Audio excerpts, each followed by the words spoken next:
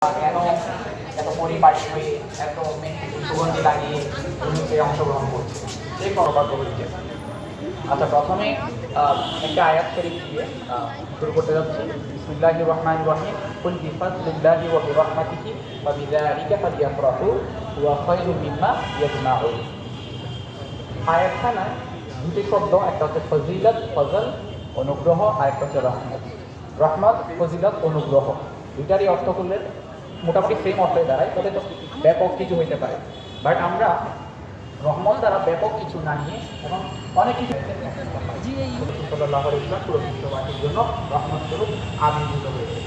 এর আগে আয়াতে বলা হচ্ছে আমরা রহমত দিয়ে যেন খুশি উদযাপন করি।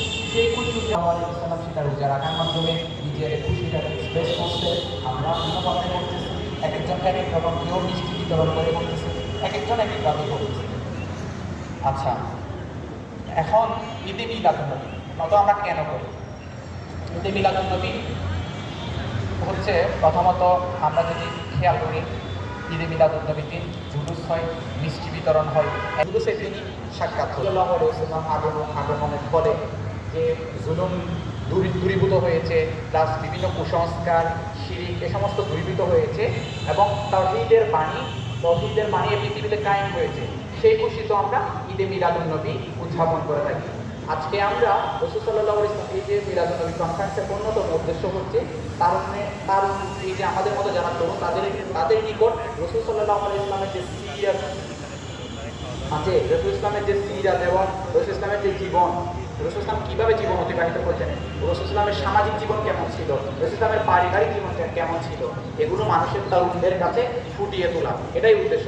আজকে আমরা যদি খেয়াল করি, রাসূল সাল্লাল্লাহু আলাইহি ওয়াসাল্লামের এইসব দিকগুলো তরুণের কাছে ঠিকভাবে পৌঁছতে না পারার কারণে আজ তরুণরা পথভ্রষ্ট হচ্ছে এবং ভিন্ন দিকে ডাইভার্ট হচ্ছে।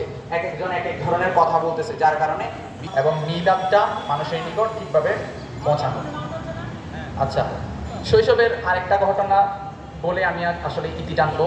শৈশবের হচ্ছে আমাদের ঠিক পাশের বাড়ি হয় না। এখন হয়েছে কি, আজকে থেকে প্রায় 6-7 বছর বলেই শেষ করছি। আজকে যত পাপী ও তাপী সব গুনাহের বেলমাপি দুনিয়া হতে বেইনসাফি জুলুম নিল বিদায় এবং আমাদের এই সমাজ থেকে জুলুম যেন বিদায় হয় সে আশা ব্যক্ত রেখে বক্তব্য বিরতি টানছি। আসসালামু আলাইকুম ওয়া রাহমাতুল্লাহ।